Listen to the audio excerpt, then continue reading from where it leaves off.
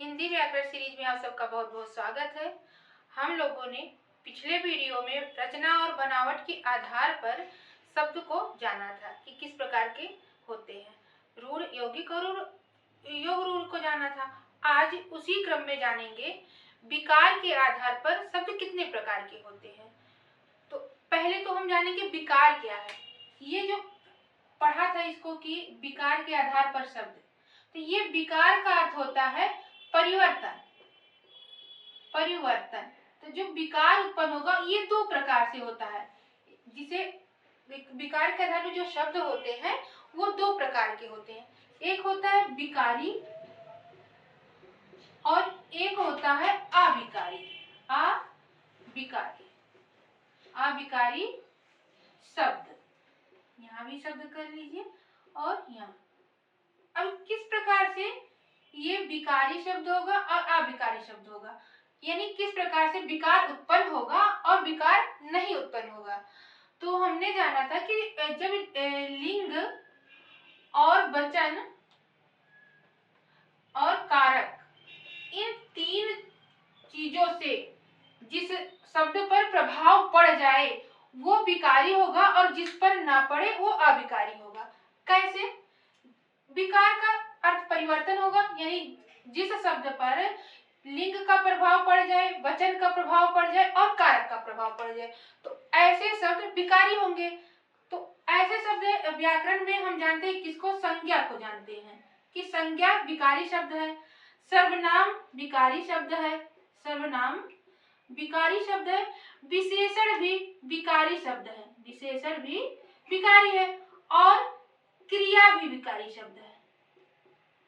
और कौन से शब्द अविकारी हैं? तो अविकारी के अंतर्गत विद्वानों ने रखा है क्रिया विशेषण को, क्रिया विशेषण को, और रखा है संबंध बोधन और समुच्चय बोधन। समुच्चय बोधक, ये बोधक होगा, बोधक शब्द। और चौथा है विस्मयादि बोधक शब्द, विस्मयादि बोधक शब्द। अब ये कौन कौन से शब्द आएंगे, इसके लिए हमें एक एक करके विस्तृत रूप से जानना है कि संज्ञा क्या है, सर्वनाम क्या है, विशेषण क्या है, क्रिया विशेषण क्या है और संबंध बोधक क्या है, समुच्चय बोधक कौन से शब्द होते हैं और विस्मयादि बोधक कौन से शब्द होते हैं। इन सारे को हमको जानना होगा। अब हम जानते हैं कि संज्ञा क्या है। इस वीडियो में हम जानेंगे कि संज्ञा किसे कहते हैं। अब देखिए संज्ञा पर प्रभाव कैसे लिंग और वचन का पड़ता है। जैसे हमने कहा कि राम, राम जाता है।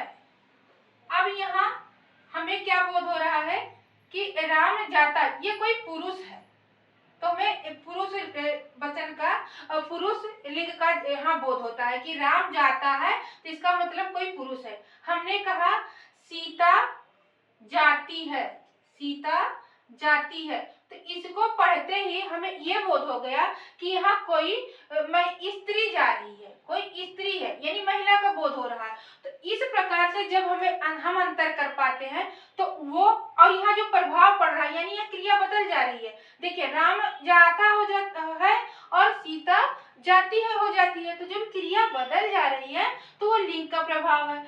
और इसी प्रकार से कहेंगे लड़का खेलता है, लड़का खेलता है।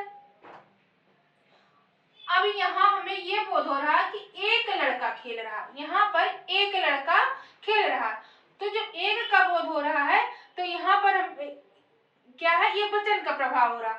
लेकिन जैसे कह रहे हैं कि लड़के खेलते हैं, लड़के खेलते हैं, तो ये यहाँ पर दो वचन का, दो से अधिक लोगों का हमें बोध हो रहा। यहाँ पर दो से अधिक का बोध हो रहा, यहाँ पर पुरुष का बोध हो रहा, यहाँ पर महिला का बोध हो रहा। तो इस प्रकार यहाँ लिंग का हमें प्रभाव देखने को मिल रहा और यहाँ पर वचन को देखने को मिल रहा। ऐसे शब्द बन जाता है कि मोहन खाना खाता है, मोहन, मोहन खाना, भोजन, भोजन करता है। यहाँ पर देखिए कारक का कैसे प्रभाव पड़ेगा, तो यहाँ हम अर्थ क्या निकालेंगे कि मोहन के द्वारा भोजन खाया जा रहा, जो भोजन है यहाँ के द्वारा है, तो के द्वारा भोजन खाया जा रहा। तो जो ये चिन्ह है, तो जो ये चिन्ह का प्रभाव पड़ रहा है तो कारक का चिन्ह है। तो और कहेंगे कि राम का भाई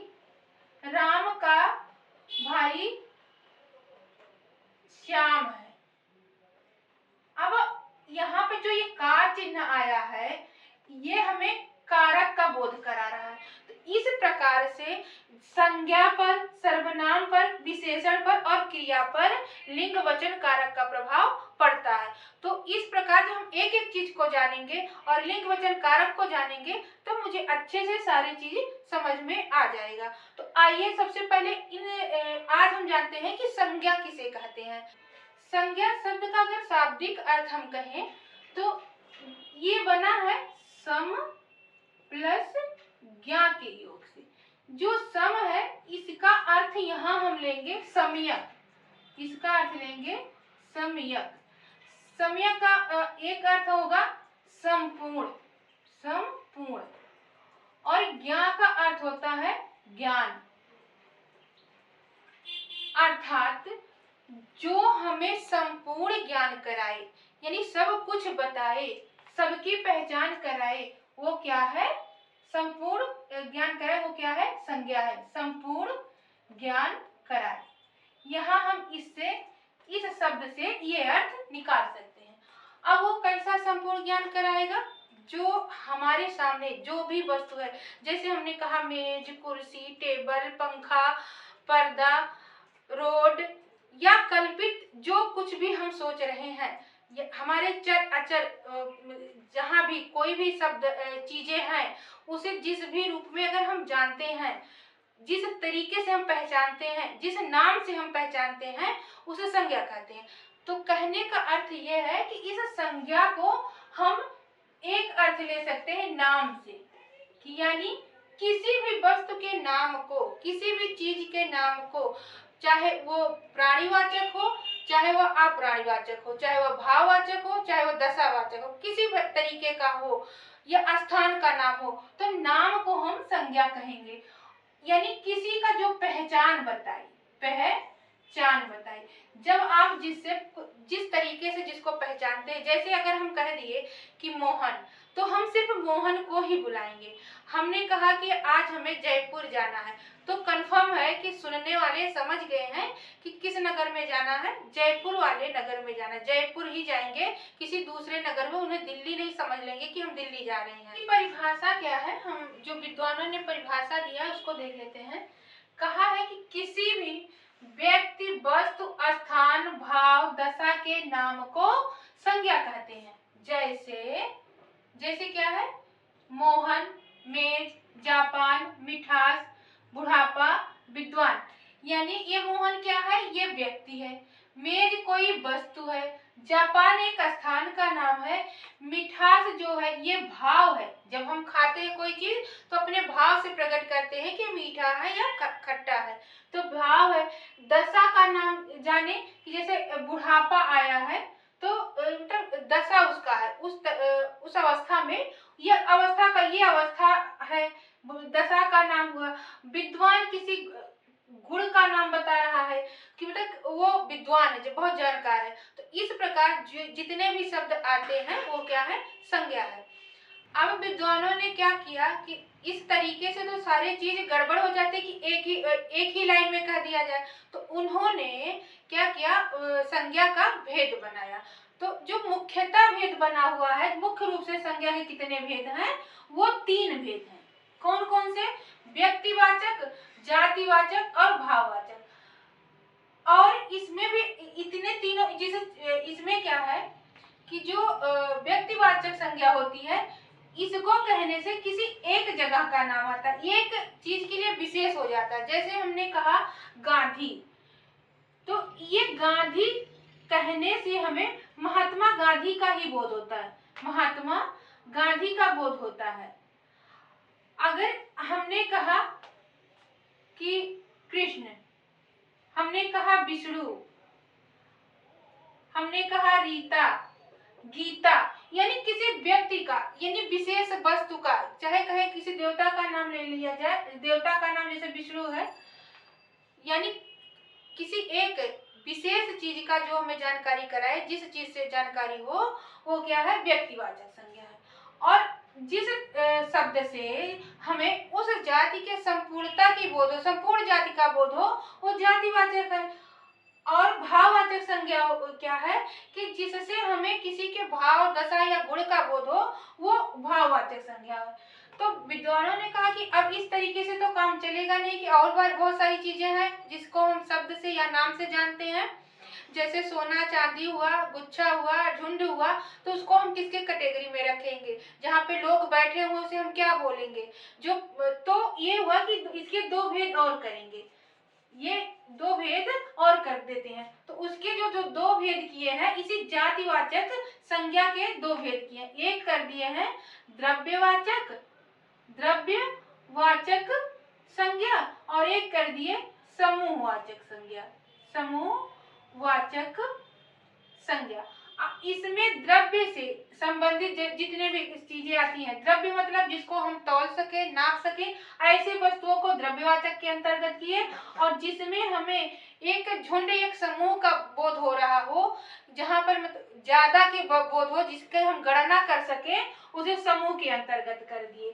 तो और कुछ विद्वान जो आधुनिक विद्वान है, इनको अलग नहीं किए, मतलब इसके अंतर्गत नहीं माने, इसको अलग अलग भेद माने। जैसे कि वहां पर 5 मान लिए, जो आधुनिक विद्वान है वो संज्ञा के 5 भेद मान लिए। पहला तो वो व्यक्तिवाचक माने, व्यक्तिवाचक, और दूसरा जातिवाचक, और तीसरा जो माने वो भाववाचक है, भाववाचक। और इस द्रव्यवाचक और समूहवाचक को अलग अलग भेद माने, यानी द्रव्यवाचक और पांचवा है समूहवाचक। अब हमें यहाँ क्या ज्ञान होता है, क्या जानकारी होती है कि जो संज्ञा है, अगर मुख्य रूप से प्रश्न में आता है तो हम 3 लगाते हैं, और अगर साधारण रूप में पूछ लिया जाता है कि संज्ञा के कितने भेद हैं, तो 5 भेद हैं। तो हमें उत्तर हमेशा प्रश्न के नेचर को देख के लगाना है। कैसे लगाना है उसको भी हम यही देख लेते हैं। जैसे एक प्रश्न है, यहाँ पर देख लेते हैं कि कह दिया गया कि सोना, ये सोना धातु की बात कर रहा है, नहीं तो सोना यानी सोने वाली बात जानिए। जो सोना है ये संज्ञा है, यानी किस प्रकार की संज्ञा है। अब प्रश्न में दे दिया पहले कि ये व्यक्तिवाचक है, दूसरा दे दिया, पहला दिया व्यक्तिवाचक, दूसरा दिया जातिवाचक, तीसरा दिया भाववाचक, और चौथा दे दिया समूहवाचक।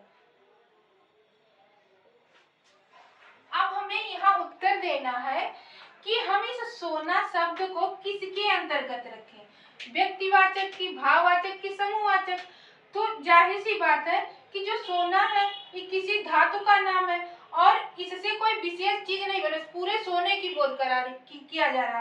लेकिन सोने में अगर यहाँ कह दिया गया होता कि सोने का 9 लखा हार है, ये विशेष चीज की बात कर रहा, सोने का चैन है, एक विशेष बात की बात किया जा रहा, तब तो वो व्यक्तिवाचक हो जाता। लेकिन ये संपूर्ण सोने की बोध करा रहा है, तो ये जातिवाचक के अंतर्गत आ गया, क्योंकि यहाँ पर कहीं द्रव्यवाचक नहीं है।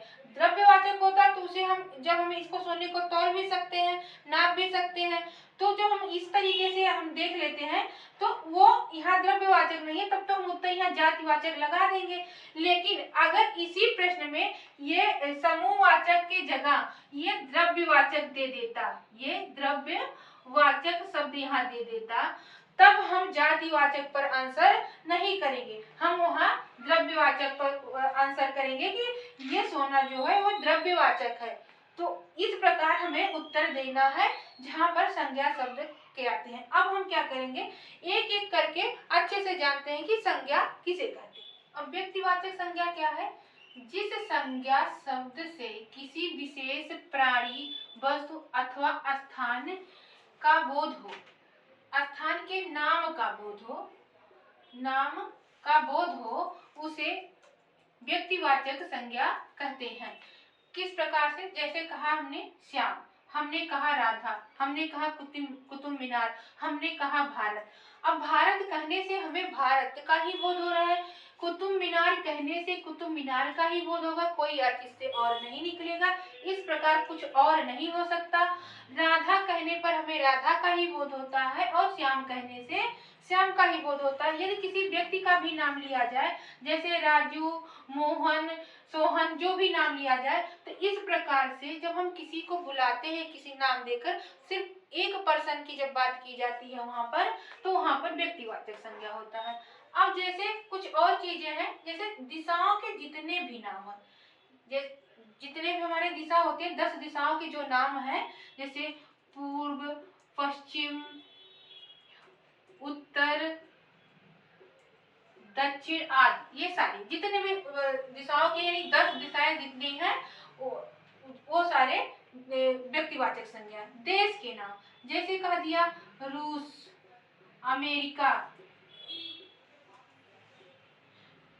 जापान, पाकिस्तान, जितने भी देश हैं, वो अगर उनका एक विशेष नाम लेकर बात किया जाए, देश के नाम यानी नाम लेकर जब बात किया जाए, तब वहां पर क्या होगा? व्यक्तिवाचक संज्ञा होगा। अगर कहा दिया जाए, सिर्फ देश बताया जाए कि देश की खाली बात की जाए, तब वो जातिवाचक होगा। लेकिन अगर नाम ले लिया गया कि ये रूस है, ये अमेरिका है, ये जापान की बात हो रही, तो वो व्यक्तिवाचक के अंतर्गत आएगा। पुस्तक का नाम, अगर देखिए पुस्तक केवल कहा गया तो जातिवाचक है, लेकिन अगर किसी पुस्तक का नाम ले लिया गया, जैसे कह दिया गया गोदान, रामायण, महाभारत, त्यागपत्र, भारत, और कह दिया गया त्यागपत्र, तो ये जैसे एक विशेष नाम ले लिया गया कि हाँ ये गोदान है, ये रामायण है, ये महाभारत है, इसके समान दूसरा नहीं है, ये सिर्फ गोदान को ही प्रयोग किया जा रहा है, सिर्फ बातें जो है वो गोदान के लिए ही कहा जा रहा है, तो वहां पर क्या है? व्यक्तिवाचक संज्ञा। महीने और दिनों के नाम, जैसे सोमवार, मंगलवार, बुधवार, बृहस्पतिवार, जनवरी, फरवरी, मार्च, ये जितने भी नाम है, या चैत्र, बैसाख, जेठ, आषाढ़, जितने भी नाम आते हैं, तो यहाँ हम लिख सकते हैं सारा सोमवार से लेकर जनवरी का निकले, और जनवरी से लेकर 12 महीना, फिर चैत्र से शुरू होता है हिंदी में महीनों के नाम। तो ये सारे जब एक विशेष रूप से नाम लेकर संबोधित कर दिया जाता है, तो वहां पर व्यक्तिवाचक संज्ञा होता है। जैसे कह दिया गया काला सागर, तो सागर का नाम, जितने भी सागर होंगे उनके अगर नाम ले लिया गया तो वो व्यक्तिवाचक संज्ञा। जैसे कह दिया गया काला सागर, तो जब ये नाम लेकर संबोधन हो गया तो ये व्यक्तिवाचक संज्ञा हो गया। महासागर, इस प्रकार जितने भी सागर हैं, ये उनका नाम ले लिया गया, तो वो नाम लेकर अगर प्रश्न बन रहा है तो वहां पर व्यक्तिवाचक संज्ञा होगा। पर्वतों के नाम, जैसे कह दिया गया अरावली, अरावली, कह दिया गया पानीपत का युद्ध, यानी युद्धों का नाम, पानीपत का युद्ध, युद्ध कहा गया तब तो जातिवाचक संज्ञा। लेकिन अगर पानीपत हुआ, बक्सर का युद्ध हुआ, ऐसे नाम लेकर जब संबोधित कर दिया गया या प्रश्न बन गया, तो वहां पर व्यक्तिवाचक संज्ञा होगा। अब हम जानेंगे जातिवाचक संज्ञा। जातिवाचक संज्ञा किसे कहते हैं? तो इसकी परिभाषा हम देखते हैं। जिस संज्ञा शब्द से किसी प्राणी, वस्तु या स्थान के संपूर्ण जाति का बोध हो, उसे जातिवाचक संज्ञा कहते हैं। यानी जब हम कोई ऐसा शब्द का नाम लेते हैं, ऐसा नाम लेते हैं जिससे उस तरीके के सारे, यानी उस वर्ग के सभी लोगों की हमें जानकारी होती है, वहां पर जातिवाचक संज्ञा होता है। जैसे हमने कहा मनुष्य, अब मनुष्य तो कहने पर हमें ये नहीं पता चला कि वो स्त्री है या पुरुष है, वो स्त्री पुरुष में भी कौन है उसका नाम तो लिया नहीं गया, यानी सब स्त्री की भी जानकारी हुई, पुरुष की भी हुई, लड़का हुआ या लड़की हुआ, सबकी जानकारी हमें मनुष्य के शब्द से हो जा रहा है, यानी संपूर्ण जाति का हमें बोध हो जा रहा है। तो ये जातिवाचक संज्ञा है। नदी कहने से किसी नदी का हमें ज्ञान नहीं हो रहा, बल्कि सभी नदियों की हमें जानकारी हो रहा है, यानी हमें बोध हो रहा है, महसूस हो रहा है। अब ये पता नहीं किस नदी की बात हो रही है। अगर किसी का नाम ले लिया जा रहा है तो वहां पर व्यक्तिवाचक संज्ञा हो जाएगा, लेकिन सिर्फ नदी शब्द है और इसमें संज्ञा पूछ लेता है तो ये जातिवाचक संज्ञा है। पर्वत देकर अगर पूछ लिया जाए कि इसमें कौन सी संज्ञा है तो ये जातिवाचक संज्ञा, यानी सभी पर्वतों का हमें यहाँ ज्ञान होता है। पर्वत शब्द से हमें सभी पर्वतों का बोध होता है। अब पुस्तक कहने से हमें हर प्रकार के पुस्तक का बोध होगा, ना कि किसी एक विशेष का। जब सभी पुस्तक का बोध हो रहा होगा तो वो जातिवाचक संज्ञा।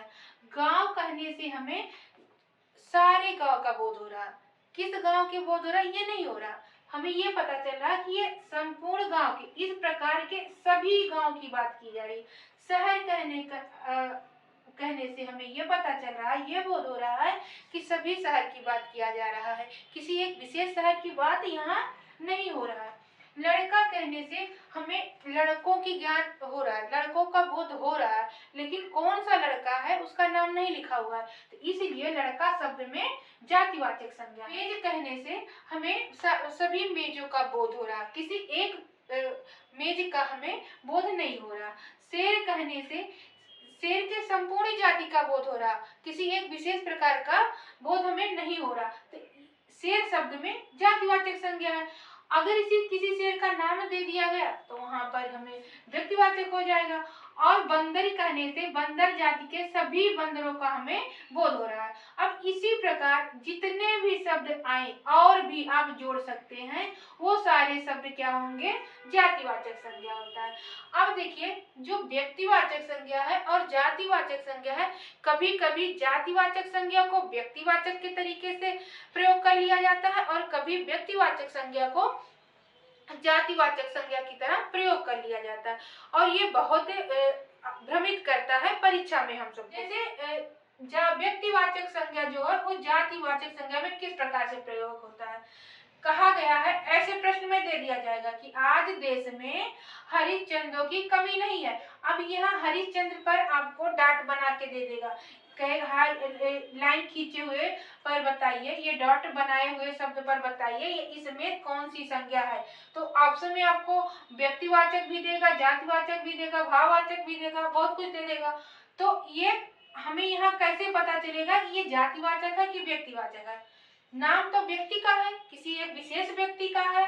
हरिश्चंद्र किससे हैं पहचाने जाते हैं। अब हम इनके भाव में जाएंगे कि हरिश्चंद्र किससे पहचाने जाते हैं, अपने सत्यवादिता से पहचाने जाते हैं। तो पूरे वाक्य का भाव क्या है कि आज देश में हरिश्चंद्रों की कमी है, यानी सत्य बोलने वाले व्यक्ति की कमी है, जो व्यक्ति सत्य बोले ऐसे लोगों की कमी है। तो यहाँ लोग और व्यक्ति जो शब्द भाव निकल के आता है, तो वो हरिश्चंद्र जो प्रयोग किया गया ऐसे लोगों के लिए, यानी ऐसे संपूर्ण जाति के लिए प्रयोग किया गया है, सत्य बोलने वाले संपूर्ण जाति के लिए प्रयोग किया गया। तो यहाँ कौन सी संज्ञा हो जाएगी, जातिवाचक संज्ञा हो जाएगी। हरिश्चंद्र में कौन सी संज्ञा है, जातिवाचक है। अब अगला है विभीषणों के कारण देश पतन में जा रहा है। अब विभीषणों के कारण, यहाँ देखिए पहली बात, इसको एक वचन से बहुवचन बना दिया गया। यही हम ट्रिक से जान जाएंगे कि ये बहुवचन यानी संपूर्णता, सभी बहुत सारे लोगों के लिए कहा गया है।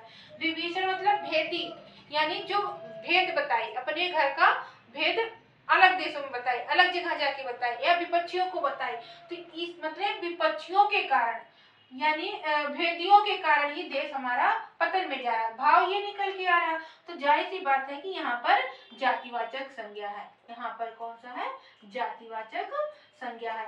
प्रश्न इसी तरीके से बनता है। और दूसरा होता है कि जातिवाचक संज्ञा का प्रयोग व्यक्तिवाचक में किस प्रकार से किया जाता है। पहला है कि गांधी जी ने देश को आजाद कराया। अब जो गांधी है, गांधी शब्द है, ये एक जाति का बोध कराता है। जाति मतलब किसी का सरनेम का बोध कराता है। लेकिन अगर ये वाक्य में देकर यहाँ लाइन बनाकर पूछ लिया गया यहाँ कि गांधी जी ने देश को आजाद करा, तो इसमें कौन सी संज्ञा है, तो यहाँ किसी जाति की बात नहीं किया जा रहा, एक विशेष व्यक्ति की बात किया जा रहा है जो महात्मा गांधी करमचंद गांधी हैं, उनके बारे में ये बात कहा जा रहा है। तो जाहिर सी बात है कि यहाँ पर व्यक्तिवाचक संज्ञा है। कौन सी संज्ञा है? व्यक्तिवाचक संज्ञा है। ये हमें ध्यान रखना है। अब आगे देखेंगे जो एक शब्द है द्विवेदी जी ने, द्विवेदी जी के नाम पर हिंदी में एक युग का नाम द्विवेदी युग पड़ा। शब्द है, वाक्य है, द्विवेदी जी के नाम पर हिंदी में एक युग का नाम द्विवेदी युग के नाम से जाना जाता है। अब यह द्विवेदी जो है एक जाति का नाम है, यानी एक संपूर्ण जाति का नाम है, यानी जो हम सरनेम लगाते हैं संपूर्ण जाति का नाम। लेकिन यहाँ कहा गया है कि जो द्विवेदी जी उनके नाम पे एक द्विवेदी युग ही पड़ गया। तो कौन से द्विवेदी है?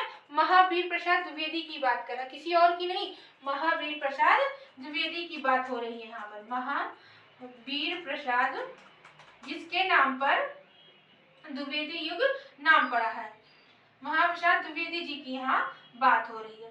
अब हम देखेंगे जातिवाचक संज्ञा के प्रकार।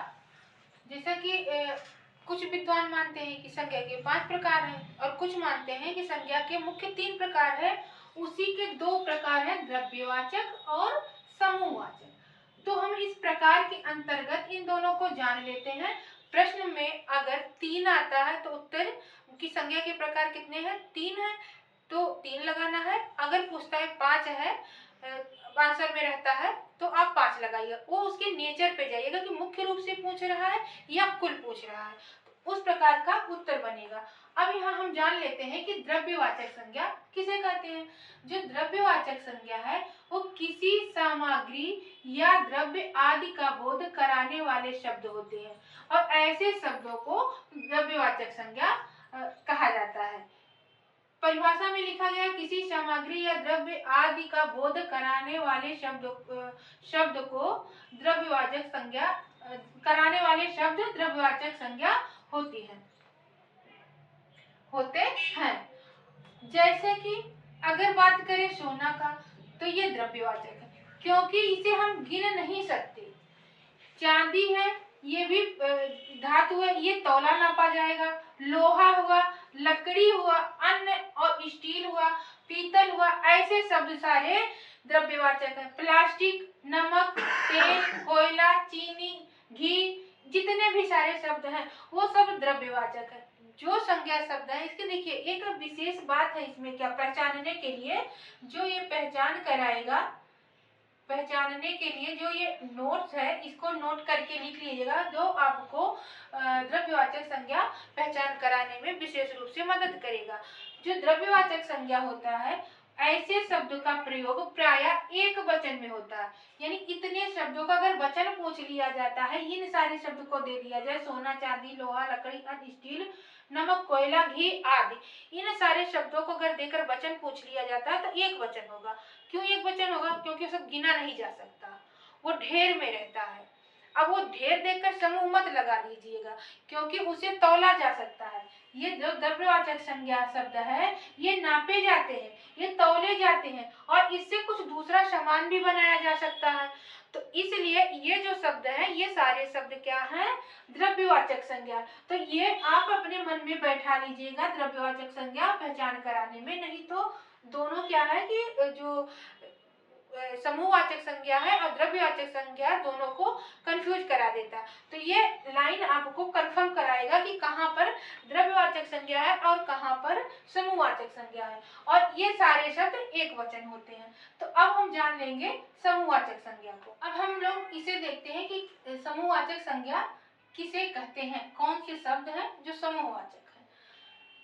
जिस संज्ञा शब्द से समूह या समुदाय का बोध होता है वे शब्द समूहवाचक संज्ञा के होते हैं। यानी जो शब्द ऐसे पढ़ने में तो वो जातिवाचक के लगेंगे कि मतलब उसे संपूर्ण जाति का बोध कराएगा, लेकिन अगर उसमें अलग अलग करके पूछ रहा है कि इसमें से समूहवाचक कौन सा है, तो वो शब्द जैसे पुलिस का नाम लिया तो ये पुलिस के संपूर्ण पुलिस जाति का बोध हो रहा है, लेकिन जो पुलिस है एक समूह को कहा जाता है, तो उस समूह के वजह से ये पुलिस शब्द जो है समूहवाचक है। परिवार कहने से परिवार के सभी लोगों का बोध होता है, तो ये परिवार शब्द जो है ये समूहवाचक है। कक्षा में बहुत सारे लोग बैठे रहते हैं, जो कक्षा है इसमें बहुत सारे लोग बैठे रहते हैं, तो बहुत सारे लोग हैं एक साथ बैठे हुए हैं, और तो इसलिए जो कक्षा शब्द है ये कौन सा शब्द है, ये समूहवाचक है। ये कक्षा जो है समूहवाचक है। और झुंड शब्द जो है ये भी समूहवाचक है। दल हुआ, सेना हुआ, सभा, समिति, मंडल, गुच्छा, घौद। अब जैसे गुच्छा हुआ, ये किसी फल का गुच्छा हुआ, या कोई चीज फल एक साथ कई सारे फल एक ही में लगे हुए, उसे हम गुच्छा बोलते हैं। तो इसी जैसे ऐसे शब्द वो, और इसको हम गिन सकते हैं। सबसे बड़ी विशेषता ये है कि हम इसको गिन सकते हैं, यानी समूह वाले शब्दों को हम गिन सकते हैं। गुच्छे में कितने फल लगे हुए हैं, क्या चीज है, किस चीज का गुच्छा है, उसको हम गिन सकते हैं, तो इसलिए ये समूहवाचक है। घौद हुआ, जैसे केले का घौद होता है, उसमें कितने केले अगर हम उसको चाहें तो गिन सकेंगे, तो यही एक विशेषता जो पहचान कराता है कि ये समूहवाचक है, ये द्रव्यवाचक नहीं। इसको हम गणनीय रखते हैं। और आगे है काफिला। काफिला शब्द में भी कई लोगों के एक साथ चलने को काफिला कहते हैं, तो काफिला शब्द हुआ, कारवां हुआ, गिरोह हुआ। गिरोह जैसे जो रास्ते में वो चोरी करते हैं, गिरहकट जिसे बोलते हैं, उन्हीं को और उनका जो सरदार होता है, एक सरदार के साथ और बहुत सारे लोग होते हैं, तो पूरे समूह को गिरोह कहा जाता है। संघ शब्द हुआ, तो ये सारे शब्द, भीड़ है, दरबार है, जत्था है, ये सारे शब्द कौन से शब्द हैं, समूहवाचक है। इसमें से कोई एक शब्द देकर प्रश्न बना देगा कि मान लीजिए कारवां शब्द में कौन सी संज्ञा है, तो अगर इसमें जातिवाचक संज्ञा आया है और समूहवाचक नहीं आया है, तब हम इस पर जातिवाचक संज्ञा पर हम आंसर कर सकते हैं। अगर उस ऑप्शन में समूहवाचक है तो वहां पर निश्चित रूप से समूहवाचक संज्ञा इसका उत्तर बनेगा। तो ये हमें ध्यान रखना होगा। और अंतर क्या है द्रव्यवाचक संज्ञा और समूहवाचक संज्ञा में? द्रव्यवाचक जो संज्ञा शब्द होंगे, जैसे चांदी हुआ, लोहा हुआ, प्लास्टिक हुआ, उसे हम गिन नहीं सकते, वो धातु होता है, उससे कोई चीजें और बना सकते हैं। लेकिन इसकी नोट करके लिख लीजिए, यहाँ नोट करके लिखिए कि समूहवाचक संज्ञा शब्द को, समूहवाचक संज्ञा शब्द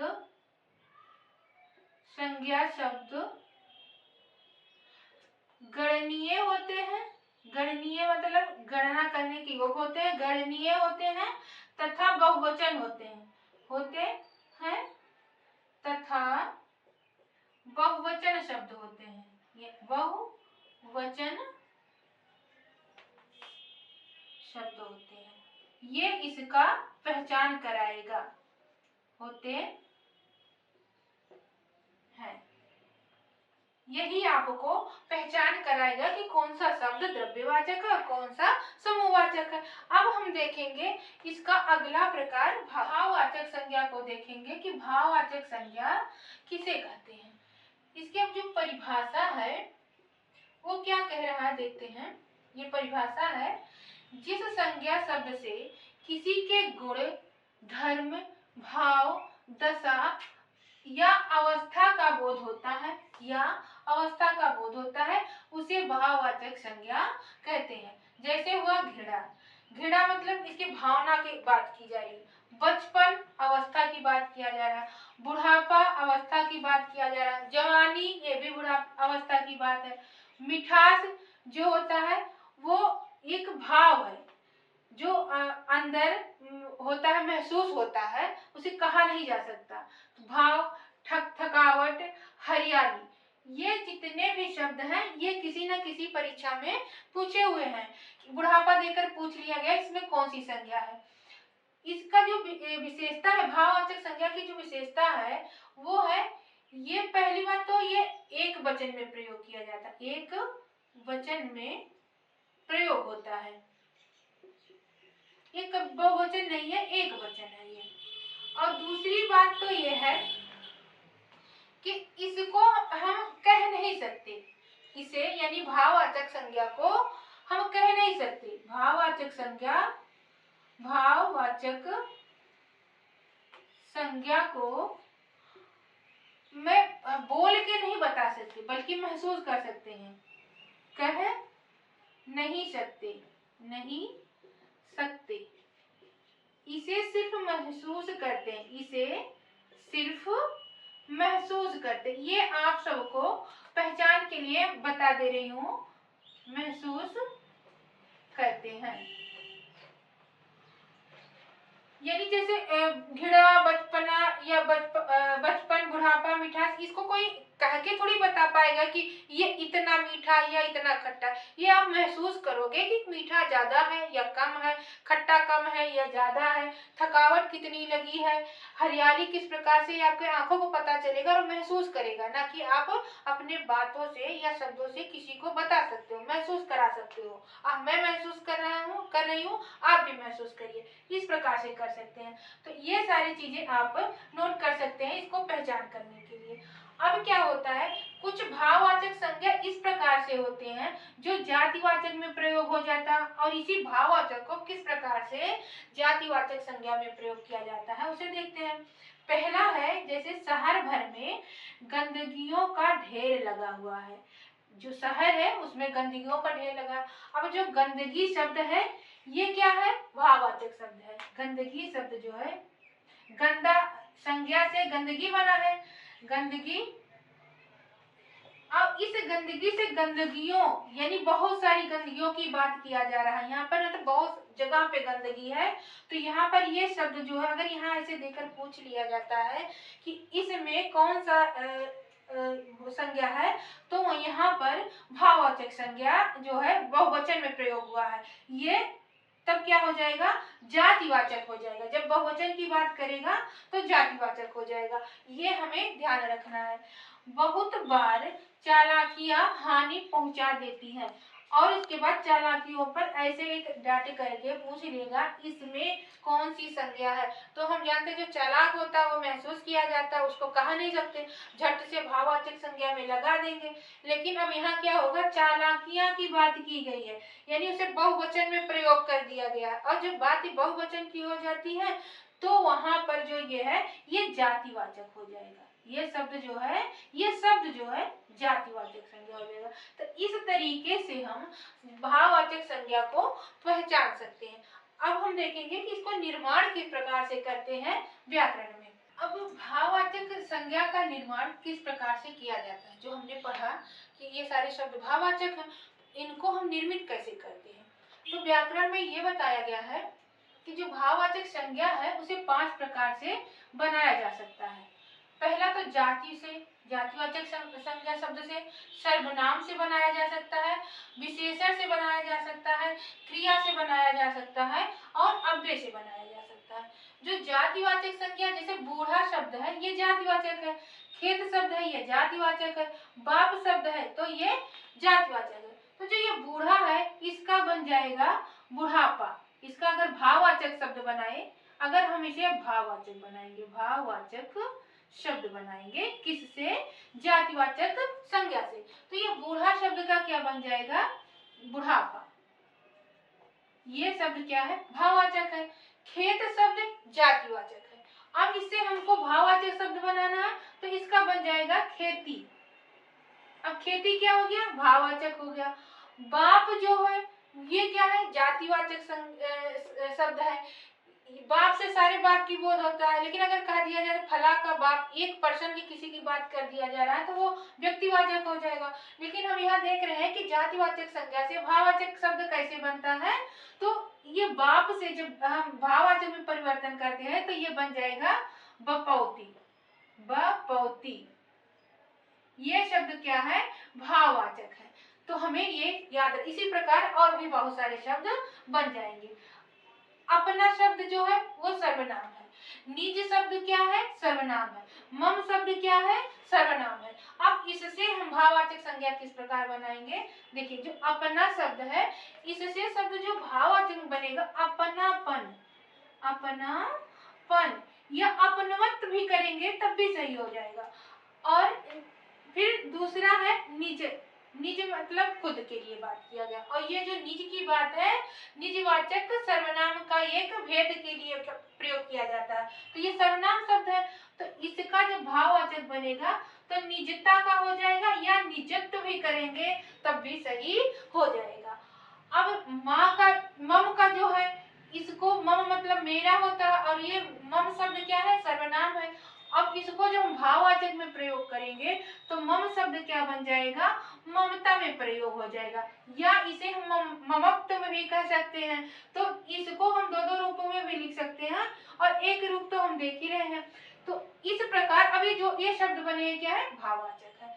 इसी प्रकार हम विशेषण से भी भाववाचक संज्ञा का निर्माण करते हैं। जैसे शब्द है उचित, शब्द है बुरा, शब्द है अमर।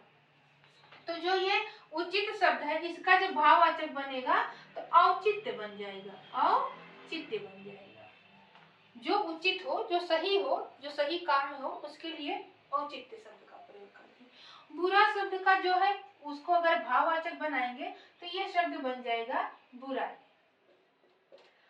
अमर शब्द का जो है, अगर हम इसका भाववाचक संज्ञा बनाते हैं तो अमरता भी बनेगा, अमरत्व बनेगा। अमरता हो गया और इसमें अमरत्व भी मिलेगा।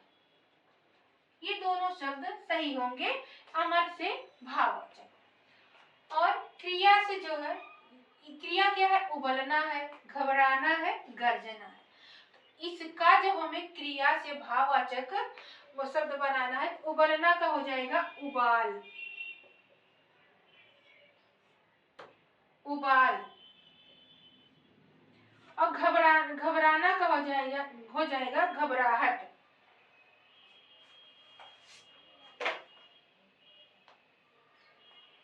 और दूसरा शब्द है घबराना, तो घबराना का हो जाएगा घबराहट, घबराहट। और तीसरा हो जाएगा गर्जना, तो इसका हो जाएगा गर्जन, गर्जन। इसका शब्द बन जाएगा गर्जन।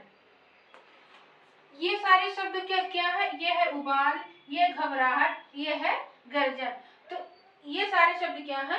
भाववाचक संज्ञा है। अब पांचवा प्रकार है अव्यय से किस प्रकार से भाववाचक संज्ञा बनती है। तो जो दूर शब्द है, ये क्या है? अव्यय शब्द है। समीप क्या है? अव्यय शब्द है।